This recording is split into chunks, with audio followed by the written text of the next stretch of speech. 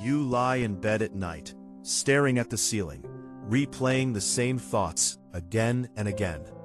Something someone said earlier, a decision you made, a conversation that didn't feel complete, a possibility that might happen tomorrow. And even though nothing is happening in that moment, your mind feels busy. Too busy. What if overthinking is not your enemy, but your brain trying to protect you? Overthinking is often misunderstood. People usually think it means thinking too much. But the truth is more complex. Overthinking is not just quantity of thought. It is repetitive, unproductive, and emotionally charged thinking that keeps circling the same problem without reaching a resolution. You are not exploring ideas. You are stuck inside them. Have you noticed that overthinking feels more like being trapped than being curious? One of the biggest myths about overthinking is that it is caused by intelligence alone. While people who are analytical or reflective may be more prone to it, overthinking is not a sign of intelligence. It is more closely connected to uncertainty tolerance, anxiety sensitivity, and emotional processing patterns. Your brain may be trying to reduce uncertainty by predicting every possible outcome. But paradoxically, trying to control everything through thinking can create more uncertainty. Why does trying to find certainty sometimes make everything feel more unstable? Overthinking often begins with a simple trigger, a message that sounded slightly different, a decision you are unsure about, a memory you cannot fully process. Your mind starts constructing scenarios. First one possibility appears, then another, then another. Your brain acts like a problem-solving machine that refuses to stop searching for answers. But the problem is that not every situation has a complete answer. What if your brain hates uncertainty more than it loves answers? There is also a strong relationship between overthinking and fear of negative outcomes. Your brain may engage in excessive analysis because it is trying to avoid emotional or social pain. If you have experienced rejection, criticism, or disappointment in the past, your mind may develop a hypervigilant pattern.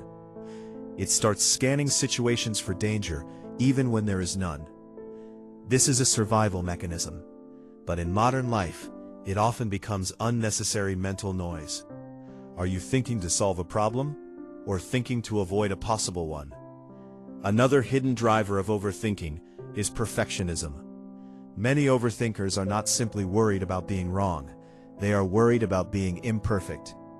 They want to make the best possible decision, say the best possible words, and avoid any possibility of regret.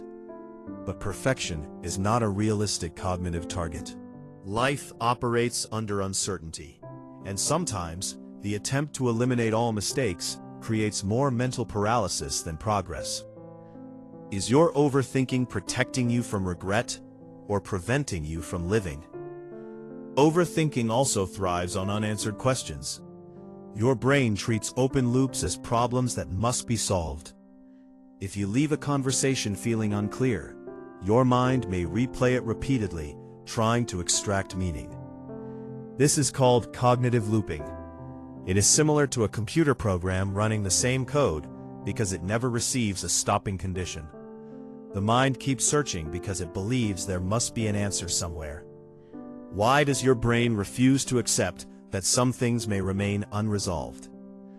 Social relationships are a major fuel source for overthinking. You might replay interactions, trying to interpret hidden meanings. Did they mean something else? Why did they respond like that? Are they upset? Human communication is often ambiguous, but overthinking tries to convert ambiguity into certainty.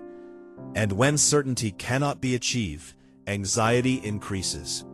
How much emotional energy do you spend trying to read people's minds? Another important truth is that overthinking is sometimes linked to lack of action. The human brain tends to overanalyze when it is not allowed to move forward physically or behaviorally. When you cannot make a decision, or when you delay action, your mind tries to compensate by thinking more. Action interrupts overthinking because it shifts focus from possibility simulation to real-world feedback. What if the cure for overthinking is not more thinking, but more doing? There is a neurological component as well. Overthinking is associated with heightened activity in brain regions responsible for self-referential processing and threat evaluation. This means your brain may treat thoughts as important events, even when they are not. Not every thought deserves equal attention. Learning to differentiate between signal and mental noise is a key cognitive skill. One of the most painful effects of overthinking is emotional exhaustion. When your mind never stops analyzing, your nervous system stays in a state of low-level stress. Even when you are physically resting, your brain may still be working. That is why you can feel tired without doing anything physically demanding. Your mind is running a marathon while your body is standing still. Have you ever felt tired, even on days when you did nothing? Overthinking also creates a strange relationship with the past and future. You may spend time analyzing what already happened or predicting what might happen. But overthinking rarely stays in the present moment. It lives in memory and imagination more than reality. And the present moment, the only place where life actually happens, becomes neglected. The truth is, overthinking is not always something you can simply stop. Telling someone to stop overthinking is similar to telling someone to stop feeling anxious by force. It does not address the underlying cognitive and emotional processes. So what actually helps? First, learn to recognize overthinking cycles. When you notice yourself replaying the same thought without new information, pause and ask, am I solving something or just circling it? Second, introduce time limits to thinking. Give yourself a specific period to analyze a decision, and after that, shift to action. Not perfect confidence, just reasonable readiness. Third, separate thoughts from facts. Not every thought you have is true. Your brain can generate hypothetical scenarios that feel real but are not necessarily predictive. Fourth, practice grounding in the present moment. Overthinking loses power when attention returns to sensory reality, what you can see, hear, and feel right now. Fifth, accept uncertainty. This is difficult because the brain naturally seeks control, but life is inherently uncertain, and trying to eliminate uncertainty completely is impossible. Overthinking is not a sign that something is wrong with you as a person. It is often a sign of a highly active, reflective, or sensitive mind trying to make sense of complexity. But the most important realization is this: you are not required to solve life inside your head before you live it. You are allowed to move forward even when your mind is not completely sure. You are allowed to make decisions without absolute certainty. And maybe the deepest truth about overthinking is this: overthinking is not always about thinking too much.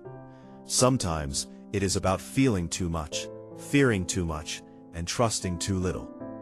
So the next time your mind starts looping again, pause and ask one simple question. Is this thought helping me move forward, or is it keeping me emotionally stuck?